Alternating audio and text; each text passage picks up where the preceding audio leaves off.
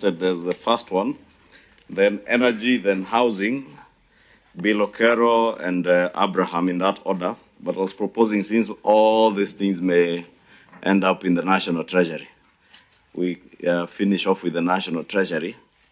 Probably we begin with energy and housing, because they have also requested, they're appearing before their respective committees on budget issues. So I was proposing we start with them, if you can agree amongst yourselves who to start. Davis? Agreed, we can start. Okay. How do we start? We were giving the others about 20 minutes max. Yes. You just give, there's a guide on what you are to address, I think, in the letter that was sent to you. Yeah. And once you finish, we'll ask you to just sit in there. It would probably be good to just hear Hinga a bit. Then Bilo, I'm sure, having been in the petroleum industry, is here to hear from you also, and you'd also want to hear his take. And the same with Abraham. Then we can conclude with the CS National Treasury. If we take about 20 minutes each, if you can take less, the better. And if you have a written presentation that you can share with the Secretariat, it would help us also. If you want to project, I'm sure there are those who wanted to project. Projectors are ready also. Thank you, Chair and Co-Chair and honorable members of this National Dialogue Committee. Thank you for inviting us. Let me confirm, honorable members, that we did receive the invitation dated 24th of October to appear before this National Dialogue Committee, and we have a written presentation which we have submitted. Chair, outside the formal presentation, let me say we're all concerned, particularly the Ministry of Energy, at the cost of living, and energy being a major co-driver of inflation, because it is basically energy is employed in very many facets of our lives, from transportation to powering industry, and so on and so forth. So anything that impacts on the cost of energy impacts on the inflation and the cost of living. And therefore, we are, as you are, looking for ways every day to see how to bring down and make our economy a competitive destination for investors, where cost of living for our people who are employed in industry would be able to make this economy a competitive destination, so that we can attract investors.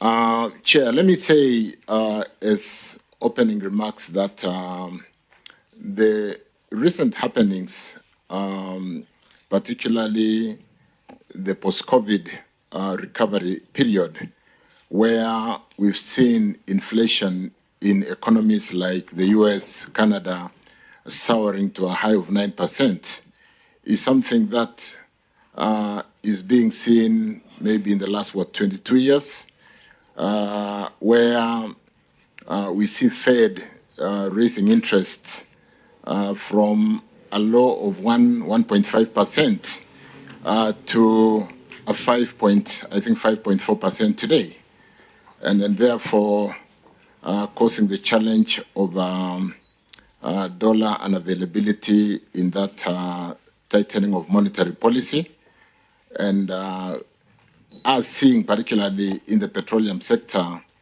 unavailability of dollars because investors find it better to have their dollars sitting in investments, cash deposits, as opposed to allowing them to trade. But that is basically a post-COVID recovery of the inflation, where the US has decided to basically mop up the dollars they had issued during COVID to sustain their economies. And so that challenge is there. It's a global challenge. Those of us who trade in tea are unable to sell our tea in the international market because of unavailability of dollars in Pakistan, in Egypt, in Iran. And whereas we need those dollars to procure products which we don't produce as Kenya, like petroleum, pharmaceuticals, and all the other products. And lately, when we have a deficit in food because of the climate change issues and the fact that we have not been able to sustain food security, we need dollars to basically import food to sustain our people. And this has seriously impacted, and like I said, energy, petroleum alone, honorable members, do have a requirement of $500 million US on monthly basis. We import products into Kenya worth $500 million on monthly basis. We bring in 8 cargos, 4 cargos of diesel. A cargo is 80,000 metric tons. We bring in 4 cargos of PMS, that is super or petrol, and we bring in 1 cargo of DPK, dual-purpose kerosene. And at a volume of about 750 cubic meters or meter cube, that is about $500 million every month. And to be able to, under the OTS system, honorable chairs, where the product will come into Kenya under OTS and be off-taken by the petroleum companies. Luckily, this product came off balance sheet. It is not traded by government. It is traded by the oil industry. And when it comes into the Kenya under the OTS system, what we do immediately is they have to off-take the product within 5 days. So you see a sacking of $80 million, $160 million because we receive 2 cargos every 2 weeks. So we'll require to pay $160 million US every week to be able to off-take 2 cargos, and a cumulative of $500 million US for the month. And that is why we had the late nomenclature of G2G, where we went into deferred issuance of LCs, which would service after 6 months. And what that entailed, Honorable Chair, was to basically say instead of paying for petroleum products on spot purchase every 5 days when the ship docks to Mombasa,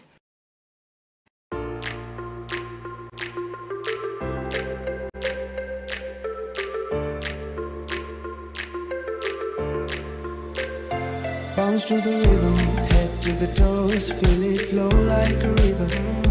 Feeling like a star, dancing around to the rhythm and the vibes, 'cause I'm living my life to the fullest. It lifts you up, rejoice. It lifts you up. Where we would bring products on deferred LCs that would service every 6 months, or every LC would be serviced at an age of 6 months, and that basically there would be no accumulation of paying 6 months at a go, but paying as they mature for every cargo.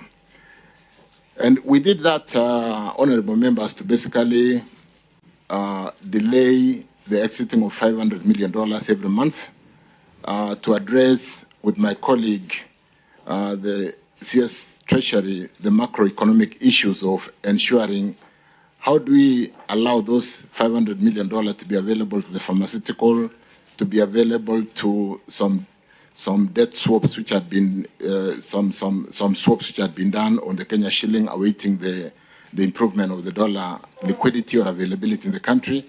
How do we deal with the food challenge, given the drought that ravaged this region because of the climate change issues for the last 5 years? And so we were able to negotiate with friendly countries like Saudi Arabia, who are the world leading. I think they control 22% of the world oil reserves. We did work with Abu Dhabi and ENOC to work on a framework agreement that would give us products on deferred LCs and therefore delay the exiting of dollars for a period of 6 months. That, honorable members, did give us some benefits in terms of managing the interbank spread, the speculative tendencies which were there, where everybody of the over 100 oil marketing companies were running around town every day looking for dollars for the spot purchase, and exacerbating the depreciation because the Minister for OCS National Treasury here will tell us how we've been able to slow down depreciation of the Kenya shilling from a high of 3% to some 1%, albeit the depreciation is still there because the tightening of the monetary policy continues because of the background I gave in basically the U.S. trying to manage its inflation.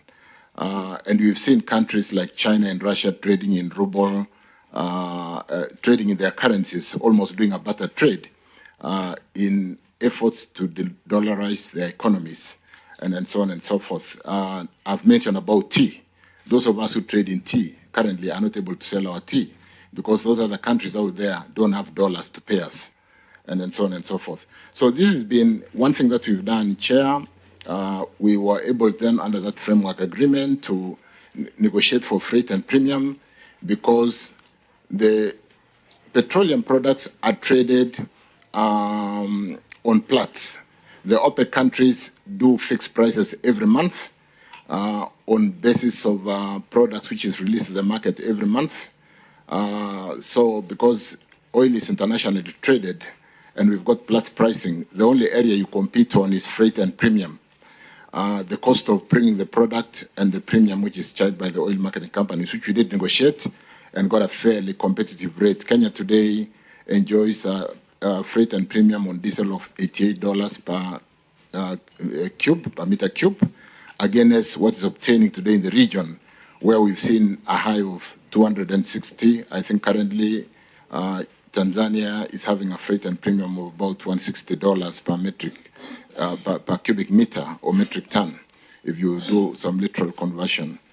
So a high of 160 against Kenya 88. For PMS, we are currently having $95 per metric ton for super or petrol, whereas the region is having a fairly high rate, which I've shown in that document that I did circulate. And we've been, because we're dealing with a government to governments, agreed to that whenever the rates come down in the region, we are able to open that framework agreement and be competitive so that we are always below the pricing in the region. Albeit we can't do much on the international pricing of petroleum, which has soared from a $70 to $80 to $90. And I read an article in the Financial Times the other day because of the Hamas and Israeli war, that that the international prices could go up to $150. And that would literally mean our products going to a high of 300 shillings per liter at the pump. We hope it doesn't get there.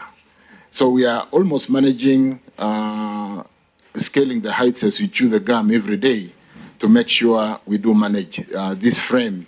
And because I did say, Chair, that these are products which are real drivers of inflation. And so we are conscious, honorable members, we are working on it on a day-to-day basis to make sure that though it's a global challenge, we do obtain the best pricing for our country. Kenya is a gateway for Uganda. Kenya is a gateway for Congo, South Sudan. And so we are not just managing for Kenya. We are trying to really obtain the best as a gateway because of our port of Mombasa, which services the other countries which are landlocked in the region. So far, what are the benefits? I've mentioned a bit that we've slowed down the depreciation, honorable members, chairs. We've managed the interbank. I think Professor Njuguna will tell us, and I'm quite happy today because when I go to these kind of meetings alone, and I talk to so much finance, and I'm lucky today to have the financial experts to support me to talk to the rate of depreciation, talk to the interbank, talk to what kind of swaps have been unwound, and the kind of profits which the multinationals have been able to expatriate, because it's also not good for investments when dollars are not available in the country. People like Safaricom doing business, and when they make a profit, they need to take their profit out, and that is really why they invest in the region. If you cannot take out your money, like sometimes in countries, our neighbors like Ethiopia, it becomes a disincentive for investors.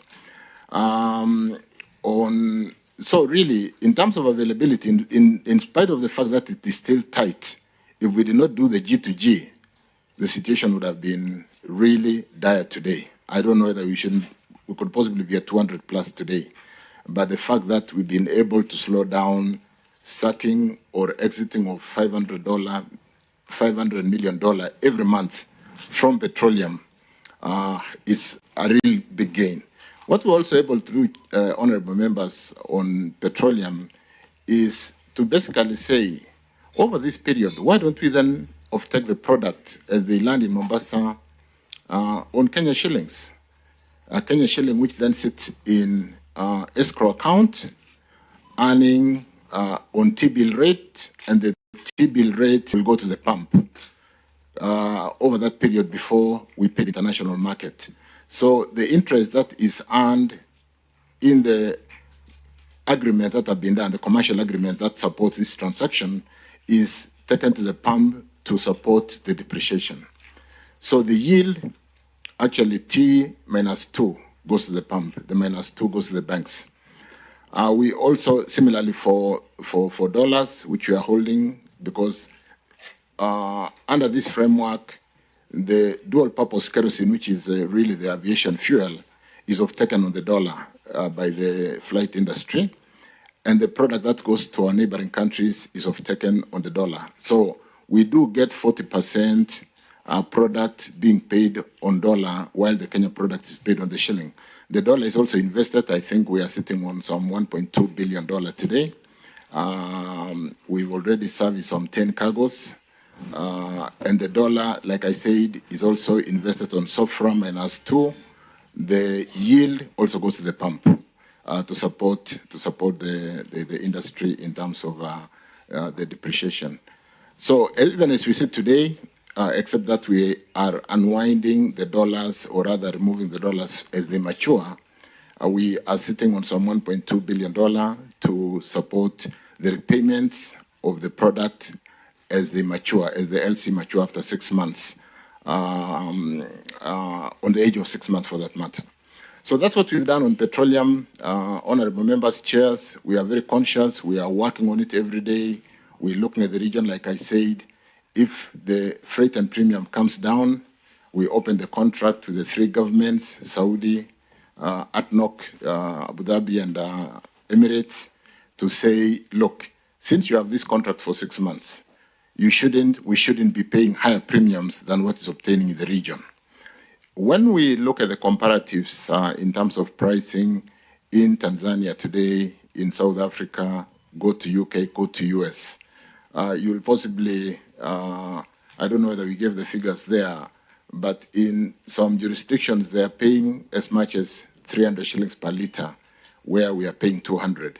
So it's a global challenge. We are managing, honorable members, on a day-to-day, like I said, and we are looking for innovative solutions. What we've done lately is to renegotiate the freight and premium. Like I said, it's an open, it's not locked under the framework agreement, to bring it down. What we are doing after the proof of the system working, we've asked those countries to remove what we call confirmation. KCB alone has opened, I think, LC's worth about 800 billion. They are supported by Stanbic, supported by a number of banks, Mauritius Bank. And what has happened is, because of the risk and exposure of a bank not being able to pay, or the risk for that matter, there is need for confirmation, not reconfirmation. And because the system is working well, we are now talking to those governments to say, do we really need to confirm these LCs, which were priced at 0.7% of the cost of the, and we have negotiated to basically pledge the cash in the account today because the system is working, and therefore confirmation is removed. So we get another benefit of 0.7%, which would otherwise go to confirmation for the investment grade banks or the AAA banks who confirm and take the risk out of KCB in case of a liquidity challenge, or KCB is not able to pay for those or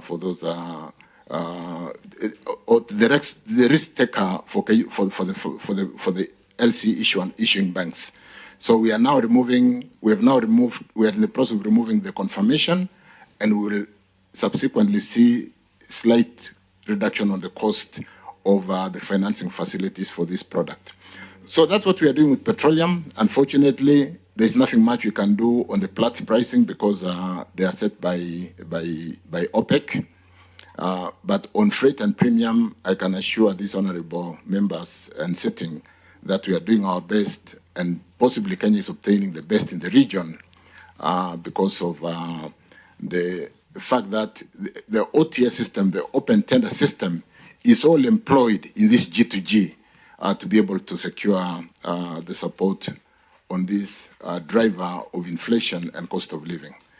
That's the much I would like to say for now. For petroleum, I think the details are in the paper which I've circulated. For power, because of time, power is another big driver. It's another really big driver, and we are conscious about the cost of power in this country. It's expensive. You will recall, members, that Kenya predominantly generated power from hydro. We ran Masinga, Kindaruma, Gitaru, Kiambere for a long time until we were hit by the drought of the early year 2000 when we had a huge drought and we brought in the Agrecos and the IPPs, which today are being seen to be very expensive because hydro today dispatches at about 3 to 4 cents US dollar per kilowatt hour. Very good pricing. You cannot get that kind of pricing anywhere. But because of hydrology, in the year 2000, we had to bring in these power generators that were quick to deploy. Because when you have shortage of power, you can go to the shops and buy a diesel engine and start it now and sort out your power problem. But it comes at a very huge price. They dispatch power to the grid today at anything up to 20 cents, 25 cents. And even when you go to Moroni, the Moroni GT, it dispatches power at 72 cents, 52 cents US, which is about 70 shillings per kilowatt hour. When hydro should ordinarily be dispatching at less than 7 shillings, we are dispatching at 72 shillings in Moroni. So because of that, the country then embarked on development of geothermal. And I think Kenya today is lauded as the 6th largest geothermal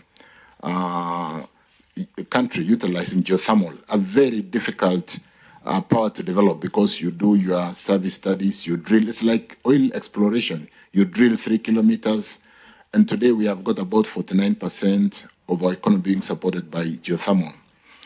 So predominantly today, what we call a base load, which was yesterday hydrology or hydro, is today geothermal. And what has really helped us today is the fact that the leaders of yesterday worked so hard to develop geothermal.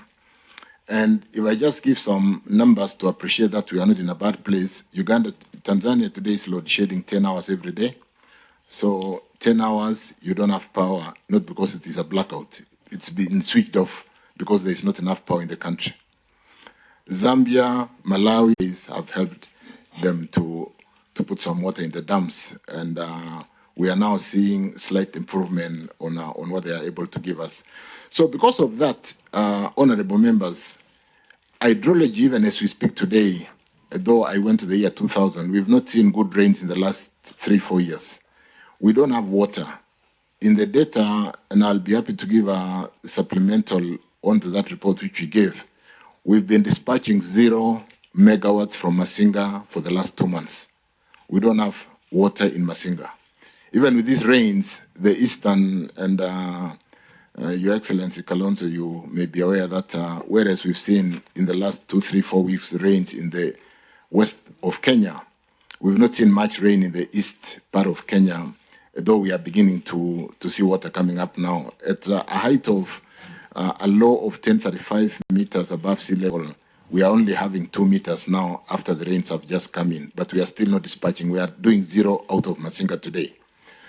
I was there yesterday, and I can tell you it's beginning to fill up. It's beginning to come up. In fact, we've seen 3 meters today. Of today, we are 3 meters above 1035. So, honorable members, why am I going there? When we don't have water, which was predominantly the generator for Kenya, though geothermal has really been useful lately because I said as a base load, it's not already doing 49%. We have to run the diesel. When you run the diesel, which I did give a background that it is dispatching at 70 shillings, it is dispatching at 50 shillings, you do expect the cost of power to go up. When Dr. Siror, the CEO for Kenya Power, spoke to the media the other day, he was like, would it be better not to have power at all to service a hospital or to have expensive power? It's not because we want to dispatch expensive power. If Masinga is at zero, even for you and me, you would go out and start your generator because it's better to have that expensive power than no power at all.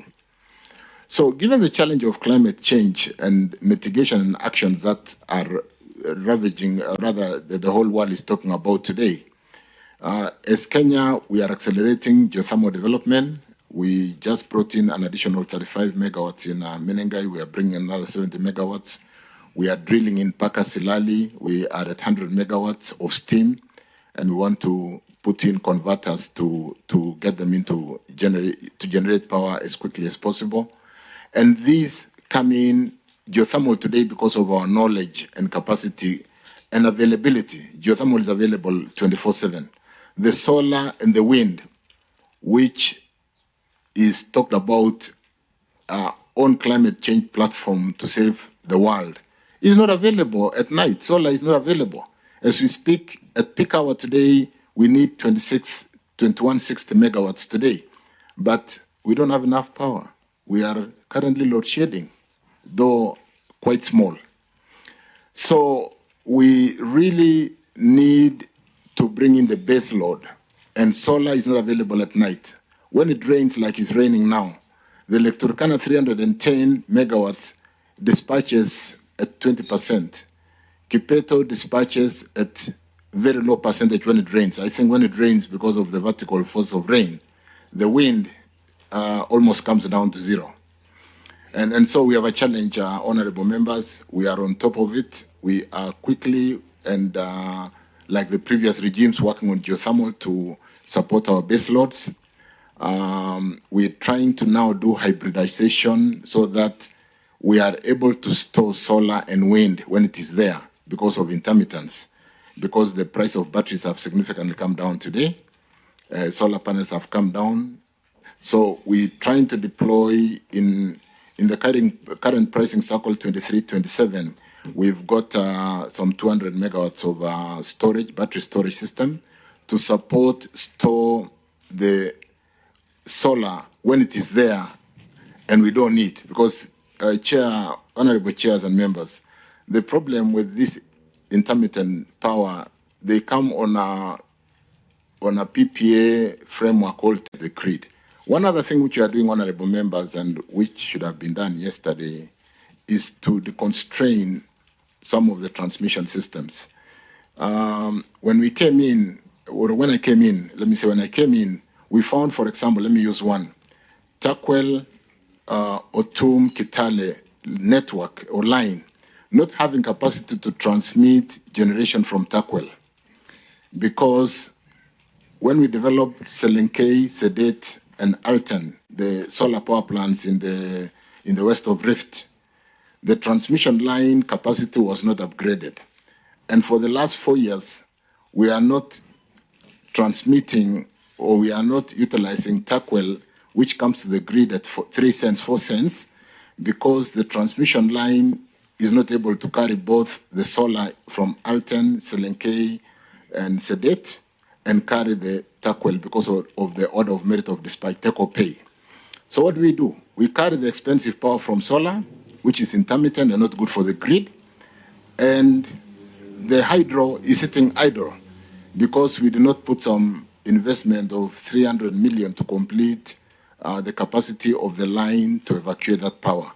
That is currently going on. We'll finish in a few, maybe another 2 months.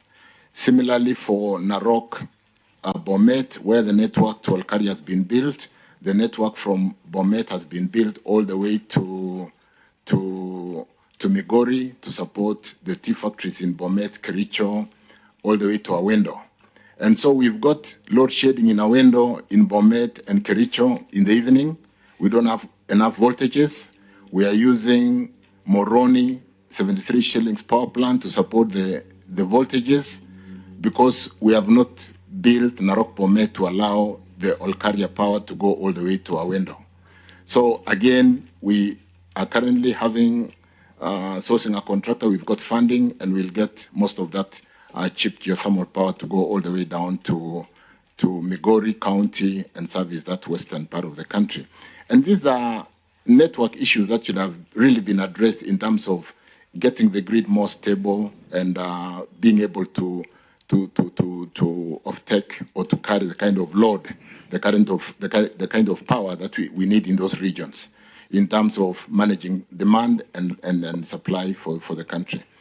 Honorable members, we are conscious. We are really working on the two areas in petroleum and energy, in the grid capacity, in generation, confirming and assuring ourselves that even as we go forward to generate new power, we should go to what you would call auction for licenses, so that they compete on prices of licenses as opposed to coming and negotiating privately in my office or in another office to generate power, when they can be, the auction process can be done in the open, and the best price IPP can take that license and generate power for us. Unfortunately, members, I must also say, power is not a quick fix. When we plan power today for the next 5 years, what we're doing is not for tomorrow. And so unless we do what we must do today, we'll have problems in 27, 28, 2029. So the challenges we are seeing today are the challenges of the yesteryears because of, and as we speak, you remember we had this moratorium. We don't have much power plants being built today, and as I talk to load shedding, what power plants are almost reaching completion to support us tomorrow, 25, 26, 27. Those are the challenges we are crumbling with, but I want to assure our honorable members that we are on top of it, and we'll ensure that we do not get into where the region is because of not planning. And so the leaders of both houses, when we removed the moratorium that was placed by the executive sometimes back, Parliament put another moratorium. We need to remove that moratorium so that we can make sure that the power plants who are ready to dispatch, or the licenses that needs to be signed, can be signed, so that we do not have challenges in 26, 27, and 28, where we could fall into where the region is today, load shedding 10, 12, 13, 14 hours a day. Honorable members, I submit. Thank you. As we propose that we listen to your colleagues. I think that's okay, honorable colleagues, whether we listen to the presentations before we make comments or interventions. Yeah? So who is the next one to go? Hinga. The honorable chairs and members of this committee, I'm delighted to be here this morning, and humbled also to be making this presentation before my seniors. Allow me to begin by making a disclaimer. One is that, as you all know, that this housing levy is one of the things that was highly litigated. It is still before the courts. So today I'll try and avoid going to the merits and demerits of the housing levy per se, because that judgment will be made on the 24th of November, after which we should be free to talk about it in greater detail, but I'll try and cover as much as I can. Number two, Chair, is that at the end of my submission, hoping that the work of this committee will effect some changes in the Constitution at some point, hopefully, I would like to submit two requests. One is that under Schedule 4 of our Constitution, where the Senate religiously allocates resources to the counties, there is a small omission in that our Constitution has envisioned urban areas to be devolved, but it is missing in Schedule 4. And what that means is that our urban areas are not getting any resources unless it is the money from the World Bank that comes in as conditional grants.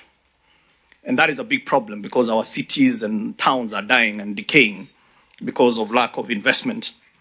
And number two, I'd like to make a submission before this committee that we need to relook at how we address the issue of marginalization. I think the way we have defined marginalization, it is a little bit unfair to the class of people we call the urban poor. And I'd like to submit before this committee that the urban poor is probably the most marginalized person in Kenya. And we need to relook at how we define marginalization. Because if we only define marginalization based on areas, and yet there is somebody who is probably a meal away from starvation, a person who has no basic sanitation, they actually pay to use ablution facilities. For someone who faces what we call the penalty of poverty, which is they pay 172% more for water than you and I. They pay up to 147% more for electricity. I think it is the high tide away. They're a huge population. Chair, before I then get into the presentation, allow me to set a little bit of context.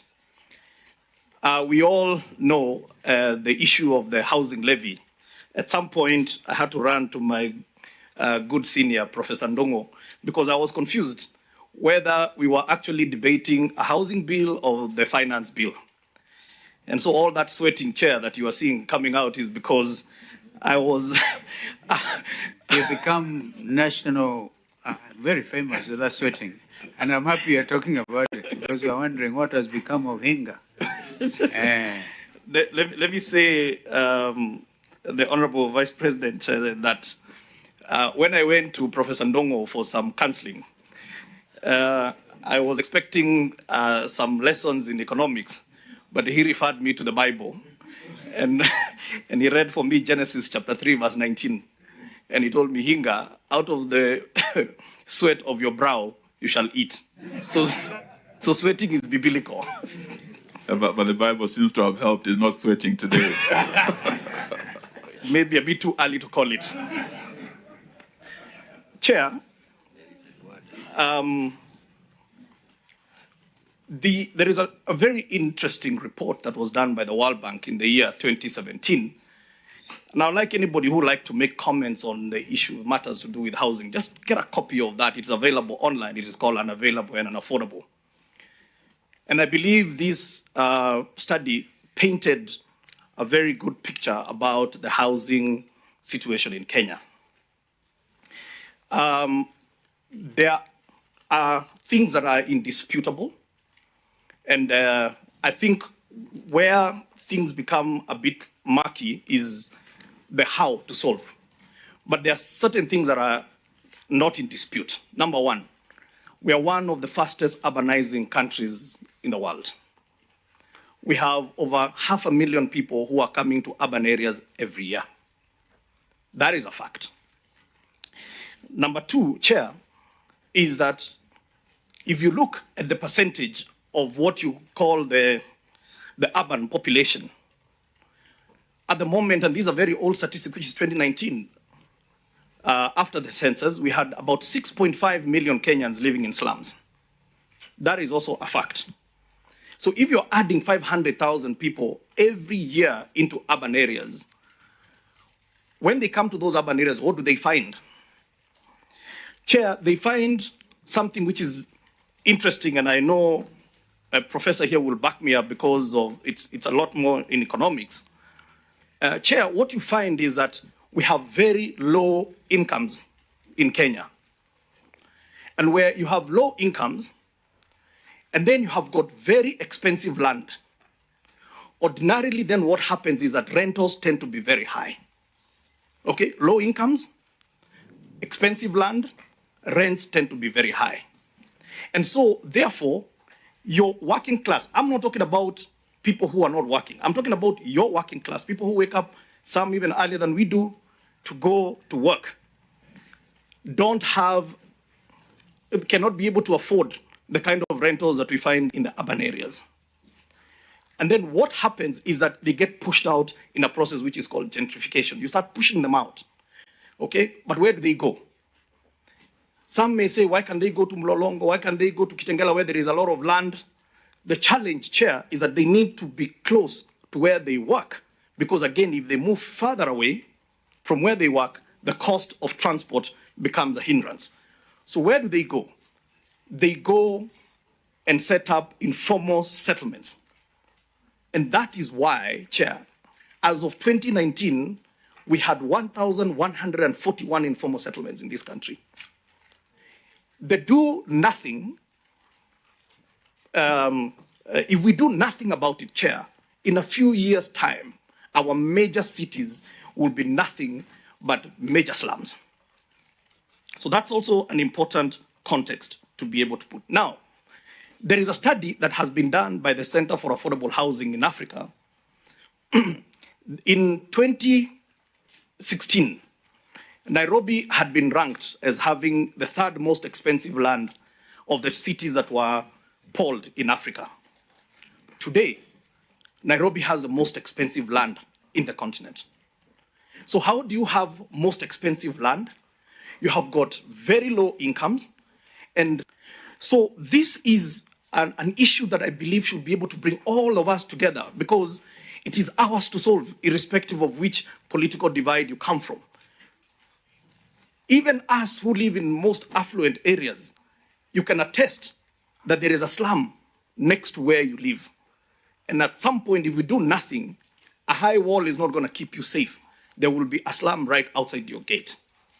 And so I believe that this issue of housing should actually not divide, but actually should bring people together.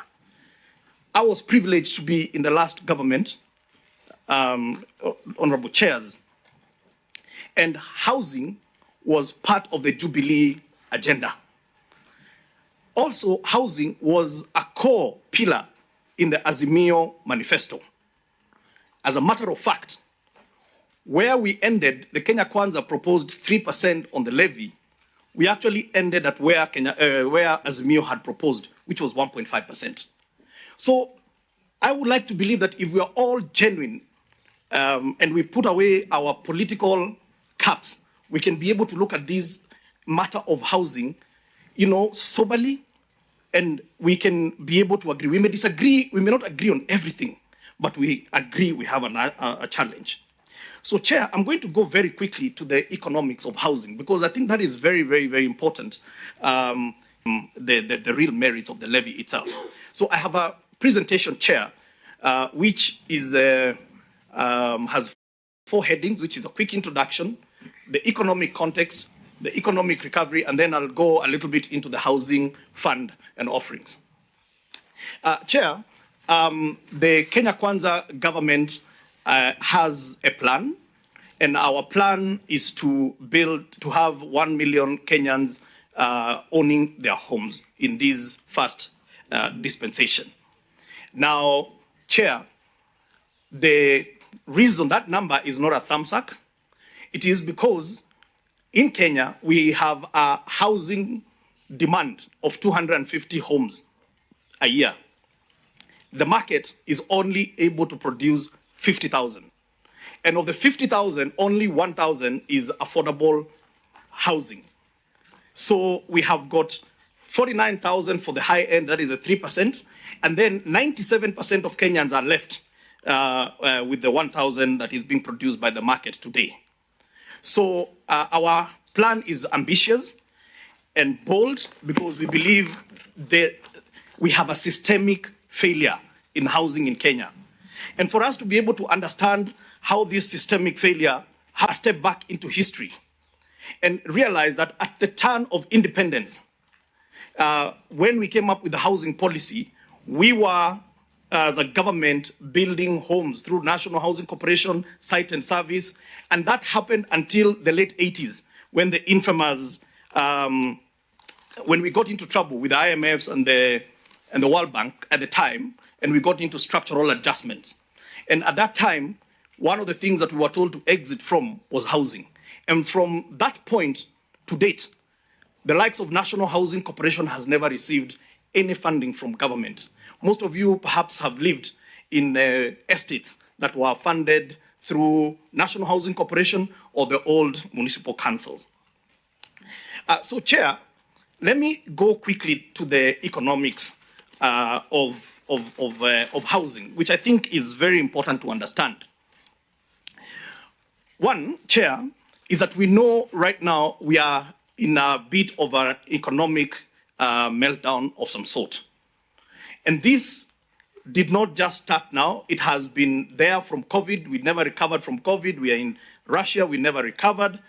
And we are having challenges because and when economies are contracting, Chair, the objective, the primary target is to make sure that you do not get into a recession. Getting into a recession, Chair, to get out of a recession is more expensive than preventing yourself getting into a recession. Now, Chair, as I said, the do nothing is not an option. And this is a case where you get presented with bad options. When you're going through an economic meltdown, when you look at the options that you have, very few of them are good options. Then when you take the context that our economies lack resilience, we don't have enough social safety nets so that when you have an economic meltdown, you can be able to send checks to the poor people and even to the working class who sometimes get laid off. Chair, we have a situation of dilapidated supply chains. So I don't know whether I'm going backwards or forward. Okay. Then, Chair, I read something yesterday in the Nation newspaper, and I was a bit surprised by what I read there, because I guess trying to paint that this government has borrowed so much money, they failed to understand that part of the reason why our debt has increased, even without borrowing, is that because some of our borrowing is in hard currency, and our shilling has depreciated. Even without borrowing, the debt has gone up. So our currency is devaluing, we have high inflation, we have rising interest rates, we have uncertainty that is there in the market. Chair, we have seen in our own context here, we have got a huge unemployment issue. We have a huge youth bulge. We have our economy is around contracting, manufacturing. We have had prolonged drought. We have had serious impact from COVID. And I've said, even other places like in the US, where they are increasing interest rates to manage their own inflation, it is actually causing capital flight. If you look today at the stock exchange, the shares are misbehaving, and some of those companies have very good fundamentals, but they are depreciating. So therefore, Chair, I really want to make this point very clear that, sometimes to the public, it looks like the policymakers, maybe we just sit down and we don't really apply our minds on some of these things. It is, I sat there when COVID came knocking on our doors. And when you looked at the options that we had, there was an inverse relationship between trying to contain the disease and the economy. And Chair, there were many examples. For example, South Africa went on to what is called hard shutdown. The effect of hard shutdown, you saw, was something which was called an insurrection. People got tired of being kept at home, and they went and broke into supermarkets and took all the booze. In Brazil, on the other hand, they assumed that this is like flu. Okay, so what did they do? They were relaxed, go to the beach, enjoy yourself, in Homa, to Meishi na Homa all this time. What happened? There were caskets that were being deposited at their state house because people died. So you're faced with very challenging and balancing situation. So, Chair, during that time, you are either going to go to austerity or you have got to increase government expenditure. Now, when you look at the Great Recession, which was in 2008, if you look at what the US and Europe did, they did the opposite of each other. The US went on a major capital investment in infrastructure. Europe, on the other hand, went on a serious austerity measure. What happened is that the US got out of the recession much faster. Europe, you saw the likes of Greece and all those other places, they had a lot of challenges. Another example, Chair, is in the 1930s when we had the Great Depression. And when FDR, then the president of the US, the strategies that he put, one of them what is called the extended public works, which gave birth to something which is called the American Dream, which was many houses as you can. As we get to the economics of housing, you'll understand why there was a focus on housing because of its long supply chain. So, Chair, So there are several strategies that can stem a recession under this condition. One of them is creating consumptive demand, encouraging spending, creating jobs in industries with multiplier effect. Now, Chair, and this is almost like a paradox, because you need to be spending where money is shrinking, because revenues are contracting. But you're saying you need to spend to be able to give people more money to spend so that you don't get into a recession. So, Chair, if you look at certain economies like the US, during this economic meltdown, what did they do? During COVID, what did they do? They printed money. They gave people checks. They did something which is called qualitative easing, which is they bought back their bonds. Why? Because they wanted to make sure that there is money circulating in the economy. Because when there is an economic meltdown, what you don't want to do is lack of that spending. And so, Chair, as I get now to the context of why we have put so much emphasis on housing, it is because in Kenya, we may not have the powers to print those checks. We may not be able to have the kind of monies to buy back our bonds. But there is something that we can be able to do. And what is that? We can be able to put checks in people's hands by having a deliberate plan that is focused on creating the consumptive demand while solving a decade or a century-old problem of housing. And that, Chair, brings me to the issue of the housing levy. So, Chair, as I've said, our investment in housing projects helps us to issue what is called the stimulus check, which will make the required investment in housing, which in turn will expand enterprise, and it will create jobs, and that will be to the benefit of the citizens. Now, it's important to understand why you want money to be spent, and especially when you're talking at the lowest level, which is the local economic area. It is because, especially when you're spending money at the bottom of the pyramid, that money tends to circulate around there. You see, today, if I gave my good friend Omar Hassan 10,000 shillings, he'll probably spend it. Okay, he may know he didn't partake some of those other drinks, so maybe not a good example. But maybe those are two drinks. Maybe he'll go spend that money outside the country. If you put 100 shillings, it's okay. You can use Opio and I.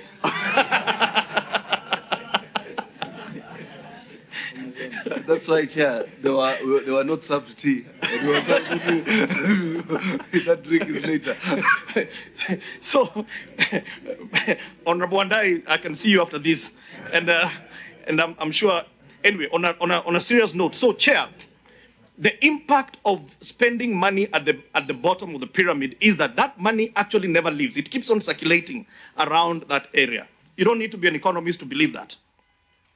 But, Chair, there is something that is important to understand, is that it's not like Kenyans live in open spaces. Kenyans have houses, but those houses do not meet the basic definition, what is in our constitution and even in the UN, of what is decent housing. And that is why I believe the issue of housing was in all the major parties' manifestos, okay? Because we have a problem. But, Chair, to solve this, you need scale, because it is the large economy, it's leveraging the large economies of scale that you can be able to produce the jobs that we want.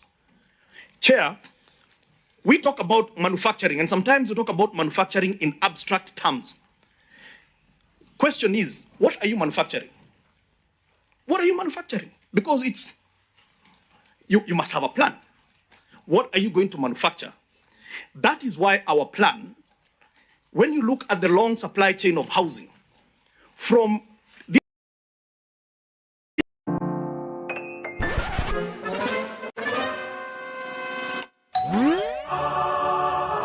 Need it? Get it, eat it. Uber Eats. On average, a house has 5 doors.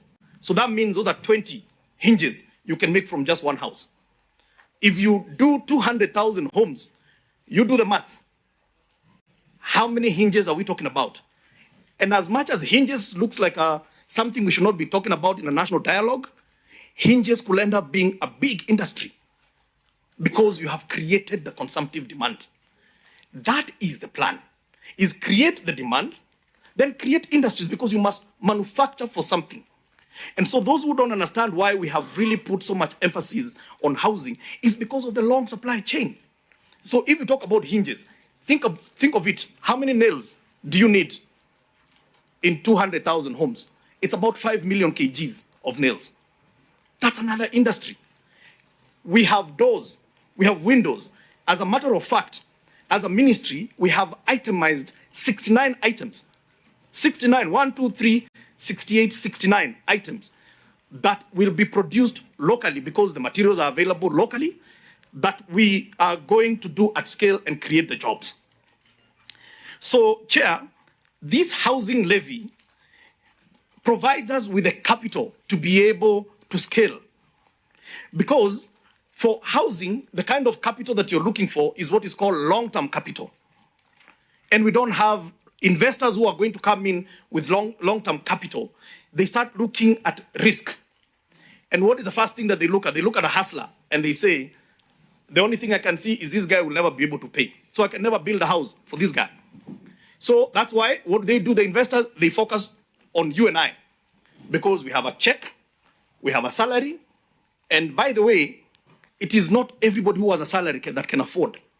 Let me give you some shocking statistics, Chair, and these could be dated, so we will look at the latest information. But as of 2019, Chair, 50% of all payslip carrying Kenyans earned 50,000 shillings and below. Actually, 75%, sorry. 75% of all payslip carrying Kenyans earned less than 50,000 shillings. So maybe since then there's been several increases, but that number is still what it is. 150,000, the Kenyans who earn 150,000 and above are 3%.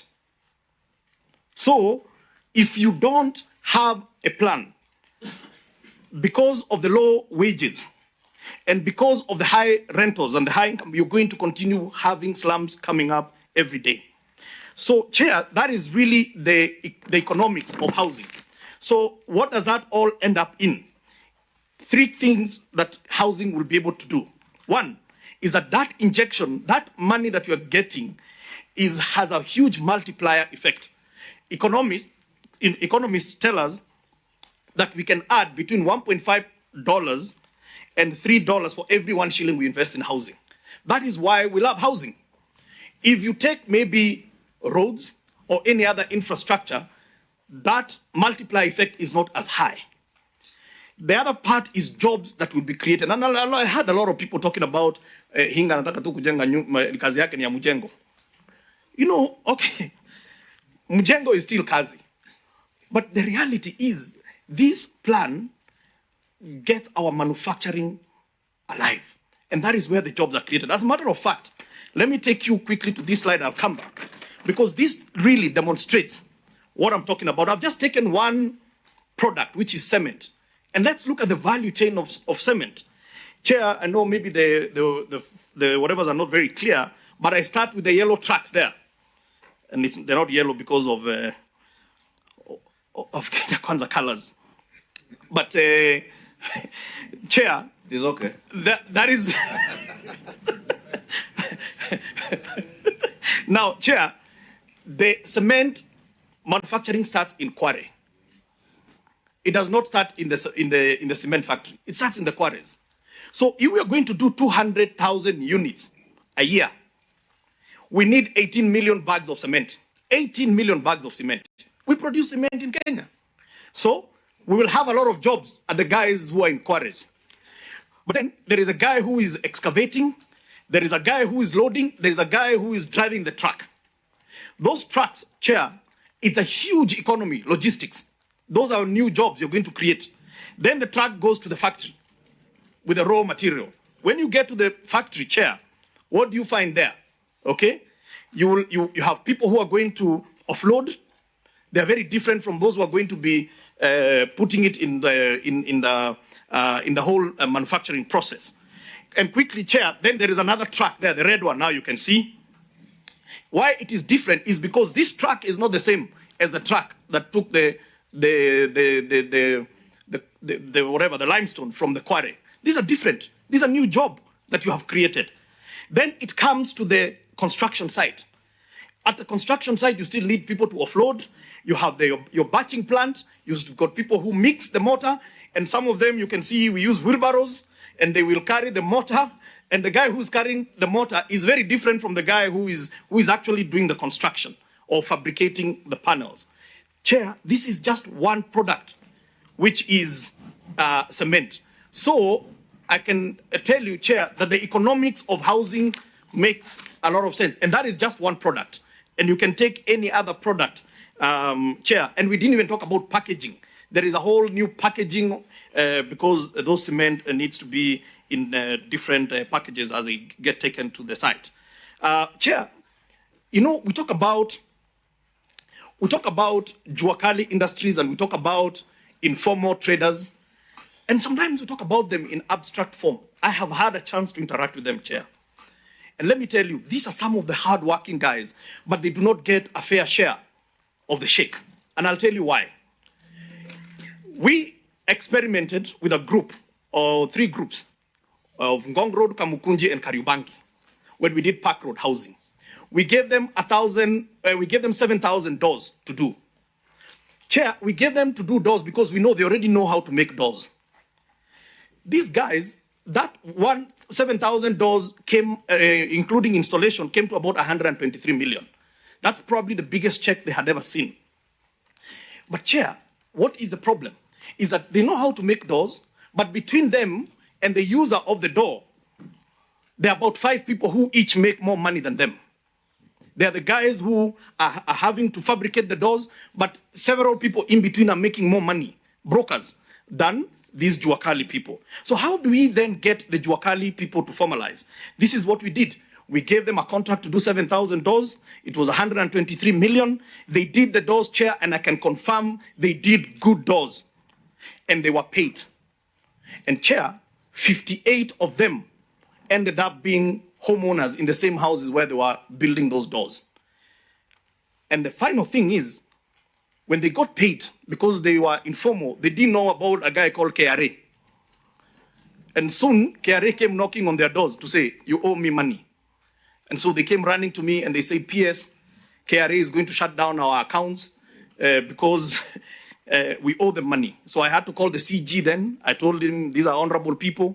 They will pay you because they're still owed a bit of money, but midwife them because now they become new taxpayers. We are talking about 17, 18 million Kenyans who are today maybe not in the tax bracket. If we do housing at scale, we start to bring them into the tax bracket. We can't keep on talking about 3 million Kenyans and we have no plan. This is the plan to formalize them. Give them a product, give them the support, and they will be able to produce. So, Chair, this is the summary. Do housing projects at scale. You're going to create jobs, and you're going to have a very long cash circulation process. Because of time, Chair, if you look at the economics of 200,000 homes, that is per year, if you look at the numbers that I gave, if 200,000 homes at an average of about 2.3 million shillings a house, average, yeah? That gives you 460 billion. That is a cost. Out of the 460 billion, Chair, if there is a multiplier effect of 3 times, okay, it means that you have injected in the economy 1.15 trillion shillings. So the levy that we are collecting today, once we scale it up, we should be able to get a lot more money in the economy. Then, Chair, if you take the 10.5% of the mjengo is labor, then it means that we will have about 48.3 billion of money going to wages. So we have got more people coming into the wage bracket. They become more taxpayers. Professor Ndongo is very happy because he's collecting more money, and we are building the nation. And then, Chair, if you look at the average number of formal and informal jobs, you can do up to 2.1 million jobs when you at peak time. So those are the numbers, and I've given the assumptions there. Now, a quick summary of why then this housing levy. We look at it from two sides in financing, supply side and demand side. Chair, on the supply side, that is where the developers are. Today, developers are only developing for those who can pay, as I've said. Number two, they cherry pick. They cherry pick. Why? Because they say money is not emotional. You know, they want to go to where the money is going to give them the highest return. Now, let me demonstrate to you. This year alone, I have advertised so many projects. I'm sure you've been seeing them in the newspapers. The first round I advertised was around Nairobi Metropolitan. I had an influx of investors who wanted to take up those homes. Second round, I went to Western Kenya, Kisii, Migori, all those places. I had one investor out of 55 parcels of land that I whatever. Now, Honorable Wandai and the people from that block, you are also Kenyans. You also deserve affordable homes. So if today we say, let's go and leave it to the private sector, what is the private sector going to do? They're only going to focus on where they're going to get a return. So that is why this housing levy gives us the ability to be able to build these homes indiscriminately in every part of our country. And that's why I wrote to every member of parliament and I requested that you give us land in your constituency. Think about it. 200 units, Honorable Wandai, 200 units is average of about 500 million shillings. That is about 5 times your CDF. That means there's going to be so many jobs back at home. There will be lots of industries. Your local hardwares are going to thrive. So, Chair, that's the reason why we need to do something on the supply side, because investors will only focus on those who can afford. On the demand side, though, on the other hand, we talked about low incomes. So the buyers, they lack adequate funding. They do not qualify for mortgages. They'll walk to a bank and the bank will look at them and tell them, listen, you don't qualify, period. The existing mortgages are too costly. Chair, in this high rising interest regime, I'm sure most of you have got a mortgage. Some of your mortgages have reached 18-20% now as we speak. This government is committing through this housing levy to give every Kenyan who wants, because it is not designed for certain people, it's for every Kenyan. If you're in social housing, we'll give you a house at 3%, fixed. Fixed until you finish paying, or Jesus comes, whichever comes first. Number two, if you're in affordable housing, we'll give you fixed at 6% for up to 30 years for you to pay. If you are in market, because majority of the working class are in that market bracket, you're not also forgotten. We're giving you 9% fixed. That is half of what you're paying today in the market. And that has been made possible because of this levy. Because the levy is giving us scale, is giving us cheap funding that we are able to advance to Kenyans. So, Chair, this figure here, I'm just going to say it is the pooling of money from yourself, myself. We bring it together in the fund, and then we are able to give the developer an offtake, so that now the developer does not have to say, this Juakali artisan or that Mamamboga cannot afford. What they see, they don't see Mamamboga, they see the fund. Because the fund will give them a guaranteed offtake. That if you build these houses, according to the contract, we will offtake those units. That's what that slide says in many numbers. And this is the summary of what I've said. We have got various models for social housing, that is for people who earn 20,000 and below. Today, if you earn 20,000 and below, you'll get a house which you'll only pay 3,200 on a diminishing number. That is on a depreciating or amortized number. So you start 3,200, and as you go into the future, that figure is going to be coming down. That is for 1 room, 2 room is 4,800, 6,400. By the way, Chair, these numbers here are not a thumbsuck. These figures, this is the average rental that is being paid by these people who. So that is what that slide means. The next slide is now the This is now for those who are in affordable housing bracket, and that is those who earn 20,000 and 150,000. That is how we defined you.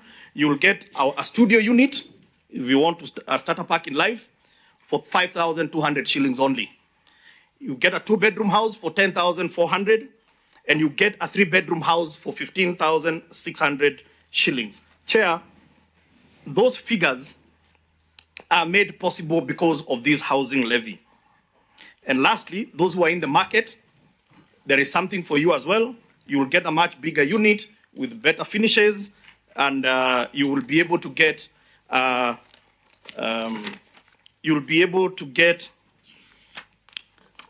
me get these figures here, 31,300 for a 2-bedroom house, which is quite big, which is 60 square meters, and you'll be able to pay 41,800 for an 80 square meter unit.